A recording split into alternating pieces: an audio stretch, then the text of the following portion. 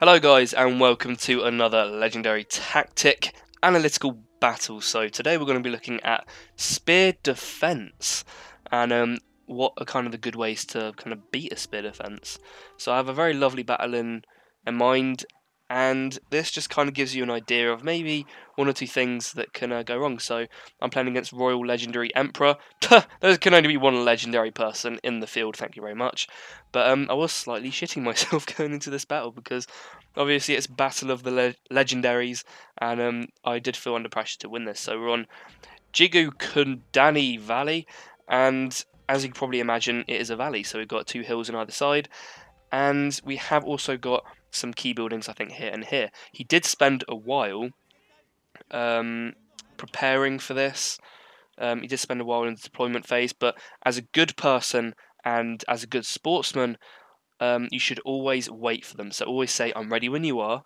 Good luck, have fun," and then then when they're ready, that's when you click the start button. So I waited for him, because I think that's a good thing to do. It's sportsmanlike, and you won't really improve if you try to start the battle as quickly as possible without playing at someone when they're at their full potential. So he did spend a while deploying, and we'll tell you why in a minute. So the army that Vendetta has brung, two Yari Ashigaru up front, so these guys are good meat shields. I then got some Lone Sword Ashigaru. I then got my Swag Daddies, my Big Daddies, and my Mummy Smashers. So those are my Dachi units. We then also got three Katana units who've all got, I think, 20 melee attack each, which is going to be pretty beast. We then also got Captain Cabinet, of course. Then we've got some more Yariash at the back, again reinforcing that sandwich idea. And because I have sort of got three ranks of katana units, I have to protect it with my life.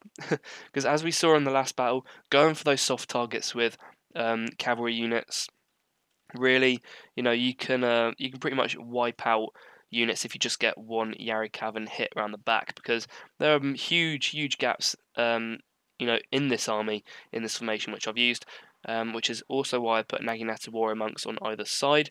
Not ideal for taking out cavalry, but they'll do the job nonetheless. And yeah, so let's look at Royal Legendary Emperor, and you're thinking, holy shit, this is a good new box. Yeah, basically, he's gone for a very melee defense heavy army. So he's even taken his horses away, which I don't understand how he did that. But yeah, so he's got, I think, 4 Yari Ashigaru. Yeah, 4 Yari Ashigaru. He's got a Yari hero in the middle. He's then also got Tokitaka Tangashimas. Oh yeah, I'm getting really good at that now. He's then got some Marathon monks, it looks like, and some more Naginata warrior monks. So Royal Legendary Last Defender. Oh, that is so cool. I'm gonna have to use Last Defender as one of my names actually. So if we just take a minute to look at the stats, holy crap. His Yari Ashigaru have got 20 melee defense each. This unit has even got 22 melee defense, and they've got hold firm. All of his troops have got hold firm. So this is going to be a very tough army to take out. And he's also got he's got a bone monk and a Daiki samurai. So let's get kicking into the battle. I'm also bringing, I think, 2 Yari Cav, and workshop and archery dojo is what we're going to be fighting over. So I can immediately move out, because he's gonna expect me to charge at him. When I do talk about traditional versus modern battles, we want to be looking at kind of how do you play against a modern army when you are playing as traditional. And the same principle will apply here. You don't fight on a modern army's term like you don't fight on a melee defense's army term. You don't fight on their terms, you fight on your terms.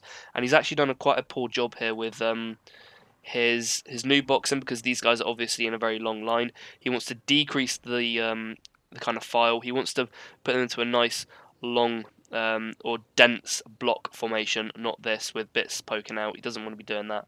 It's got some Naginata attendants. They just decided to trot in from nowhere. And yeah, so I want him to play on my terms. I'm not going to go to him, because that's what he's going to expect. This is pretty much impregnable. You cannot beat this on a straight up charge, especially that I've bought a lot of sword units. It's not going to cut it. These sword units are not going to do very well. So what we'll do is we'll speed it up, and this is how I'm going to force him to play on my terms. So, oh god, what did I? Ooh, C and V on the keyboard, nice. So what we're going to be doing is we're going to be taking a position up on this hill. I'm going to send my Yari Cav over here to capture the archery dojo because he's not going to be moving out anytime soon, which means I can afford to take my Yari Cav off.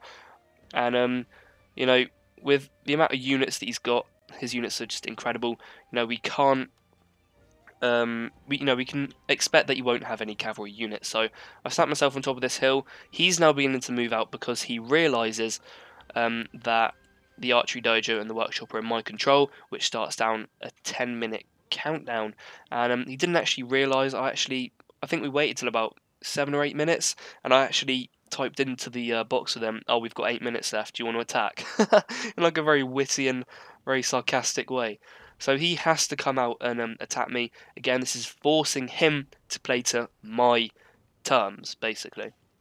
So I've sat myself on top of this hill. Again, if he tries to move out on me, I'll be able to charge down the hill and wipe him out with all these sword units.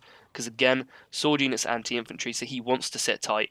But this is the problem with new boxing yourself from the off on a match-made battle, is that really you can't do it. Because there are key buildings kind of on the map, and yeah, you just cannot do it because this is what's going to happen. The enemy's going to capture the key buildings. It's going to start down a 10-minute counter. CA, you have done a poor job of this. This needs to be higher. And yeah, and he's going to pull his bow warrior monks forward. They've got 200 range, so his army is very, very vetted up.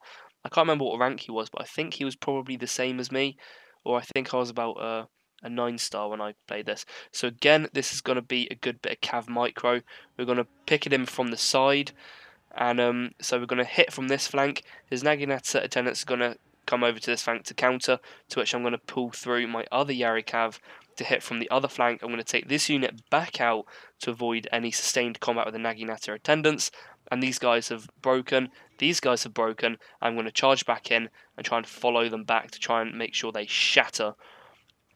And that just shows you again how good it can be to micro cav. So I'm going to begin to mop these guys up and make sure they shatter so they're not going to come back.